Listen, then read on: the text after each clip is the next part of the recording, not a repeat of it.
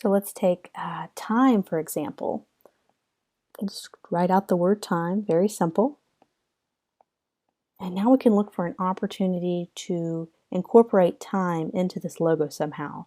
So there's some ways, I've seen it done like this before, which is really creative. Get my eraser tool. I've seen it done where they put the colon of time in the place of the I. I've seen that done. That's pretty creative, but that's already been done before. Think of other ways. So I'm starting to see kind of these lines here and here. They almost look like they could make up a clock. So what if we did the center? Let's do a different color. Do something bright. So that could be the center where the hands of the clock come together. This could be one hand, and this could be the short hand.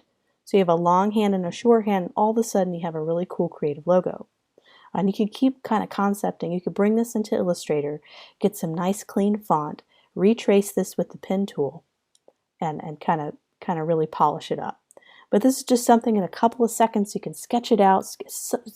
Nothing beats being able to draw things with your hand, because that's where the creative process really happens in your brain, and the pen tool can sometimes hinder that just because it feels so final when you're on the pen tool. With this, I can erase it, I can draw over it. It just feels more natural.